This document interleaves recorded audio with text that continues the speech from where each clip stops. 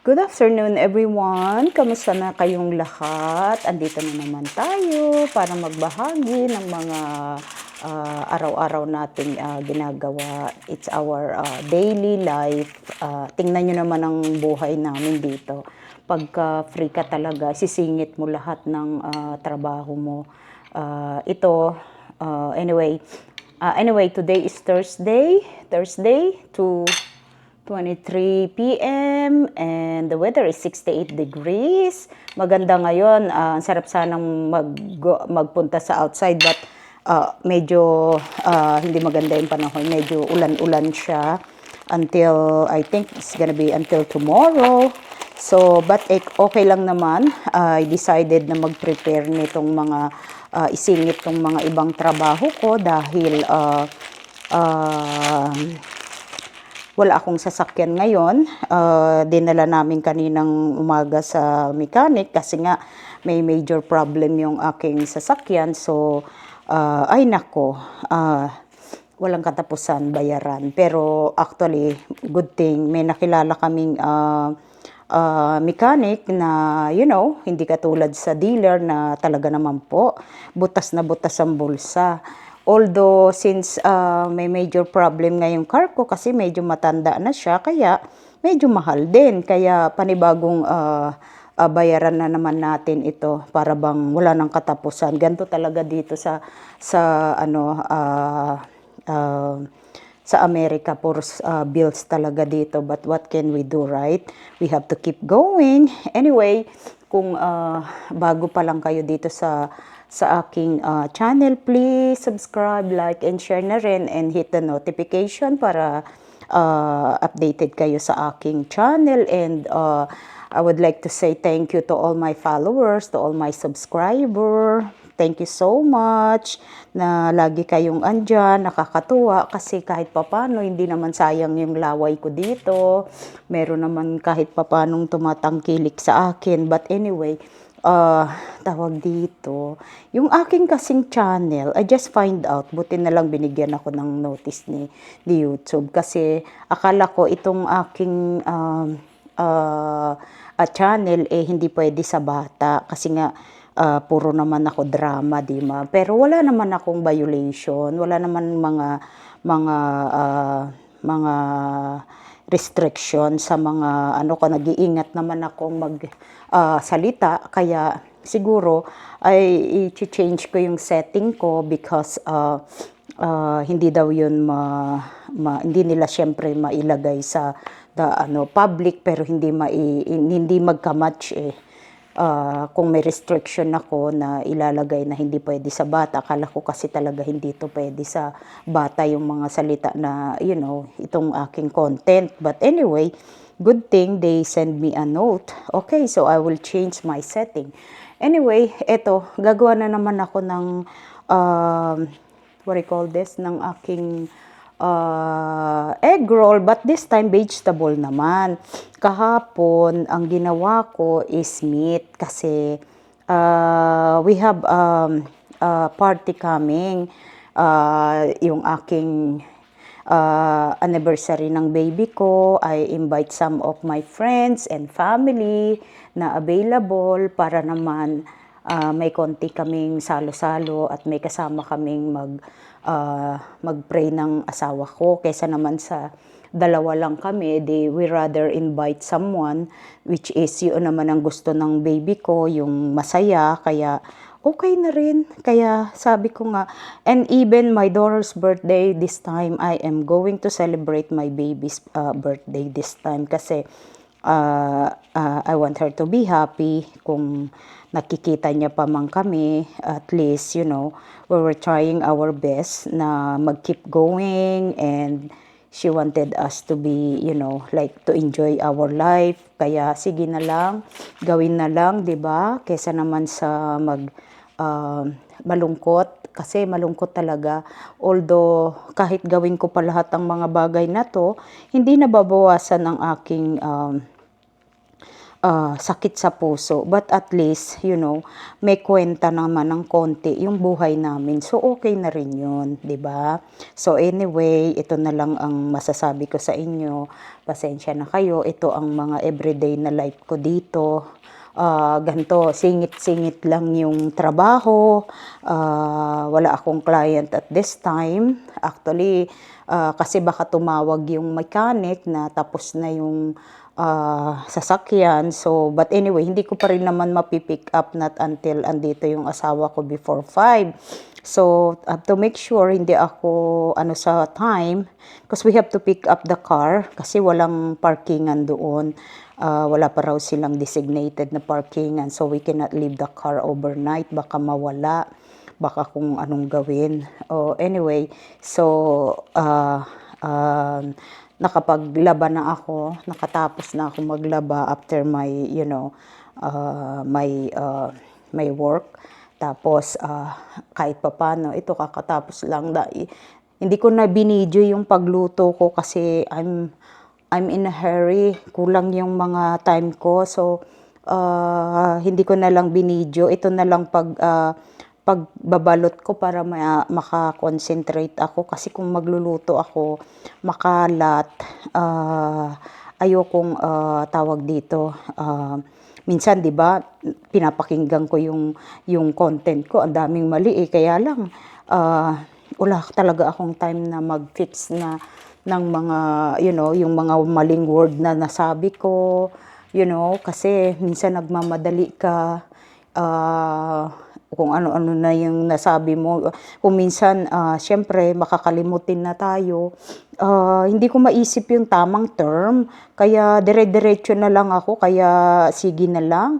Kaya pasensya na kayo. But anyway, pag hindi na ako nagtatrabaho, probably, para bigyan ko naman ng konting quality itong aking content. But right now, be patient muna tayo. Kasi, like I said, wala naman akong time mag-edit ng 24 hours, Wala akong ganun, o 8 hours. Hindi ko kaya yun kasi I have to sleep din. Kailangan ko rin matulog. I need to work. I need to do my chores. Marami tayong obligation. Kaya pasensya na kayo at medyo sloppy pa tayo ngayon. But like I said, I am trying to improve everything. I'm so glad na kahit papano I was able to do this. I'm so glad na yung motivation ko because of my daughter, nagagawa ko yung mga bagay na ito, and I'm pretty sure she was trying to help me para magawa ko lahat ito. Kasi hindi yan madali. Anyway, ito na lang masasabi ko, like I said, kasi we are going to have a party next week, anniversary ng anak ko. So, and then this week actually, may party na naman yung birthday ng asawa ng pamangking ko dito. So, we usually, every time we have something, you have to bring something din para meron ka namang mai-share, kahit papano kasi dito ganon. Siyempre, wag ka naman pupunta ng empty hand. Bring something naman para hindi naman nakakahiya sa mga tao. So, ayun, ang gagawin ko this time, anyway, ang gagawin ko lang naman this time yung spaghetti. Filipino spaghetti kasi gusto naman nila yung puro Filipino naman kami most of anyway, para madali lang kasi I have to work actually ng Saturday morning. Meron lang akong importanteng gagawin, and then like pupunta na kami doon, but at least hindi na ako kailangan mag-order pa para hindi naman tayo masyadong magastos. But anyway, nagagawa ko lang naman ito kasi gusto ko gawin. I'm pretty sure kung ayaw ko rin gawin ito, have no choice but to order, 'di ba? Kasi nakita ko naman, I have time naman, na-squeeze ko naman sa sa schedule ko. So, okay na rin yun. Kaya nga minsan tataka sila paano ko pa to nagagawa. Kasi nga, like I said, gusto ko kasi gawin, kaya nagagawa ko. Siyempre yung mga tao ayaw, hindi nangyayari kasi ayaw nilang gawin yung mga bagay na to. Ako, pwede naman ako. I'm okay with cooking, you know. Kaya okay lang yan. At saka ano ako, tingnan nyo ito, like this one, next month, magbe-birthday din ako. Tapos, actually, itong end of the end of April, birthday din ng aking sister-in-law. So, we have to do something na naman. Kaya, walang ano ba, but at least, advance ako, naka-ready na ako katulad nito. Ito ang isa sa mga lulutuin ko next Friday para sa anak ko. Tapos, naka-prepare na lahat yung mga lulutuin ko. At saka, actually, a week or two, naka-chop na lahat ng, yung plan kong lutuin para ready na siya.